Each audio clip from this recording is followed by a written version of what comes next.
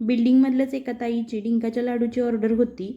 त्यासाठी सगळ्या बिया कोरड्याच अगोदर भाजून घेतल्या. त्यामध्ये तीळ आणि खसखस घालून ते सुद्धा भाजून घेतलं. त्यानंतर चमचाभर तुपामध्ये खारीक पावडर आणि त्यानंतर खोबरंसुद्धा भाजून घेतलं. त्यानंतर डिंक तुपामध्ये तळून घेतला. त्यानंतर उरलेल्या तुपामध्ये काजू बदाम तळून घेतले. त्याचबरोबर मनुकेसुद्धा तळून घेतले. भाजून घेतलेल्या सगळ्या बिया, तीळ, खसखस, त्यानंतर काजू बदाम आणि डिंकसुद्धा मिक्सरमध्ये वाटून घेतले. हे सगळे या मिश्रणामध्ये व्यवस्थित मिक्स करून घेतले. त्यानंतर गुळाचा पाक बनवायचा आहे. इथे मी 2 ते 3 चमचे तुपामध्ये चिरून घेतलेला गूळ घातला. त्यामध्ये अगदी 2-3 चमचे पाणी घातलं आणि गूळ पूर्णपणे विरघळून घेतला.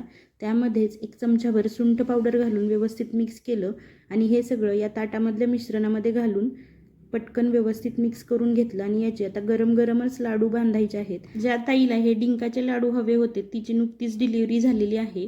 तिला हे लाडू एवढे आवडले की तिने मला एवढा छान फीडबॅक दिलेला आहे. पुढे त्याचा स्क्रीनशॉटसुद्धा मी लावलेला आहे.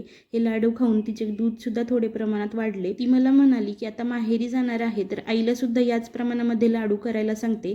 तुम्हालासुद्धा अशा काही ऑर्डर्स करायच्या असतील तर स्क्रीनवरती नंबर दिलेला आहे, तिथे मला कॉन्टॅक्ट करू शकता.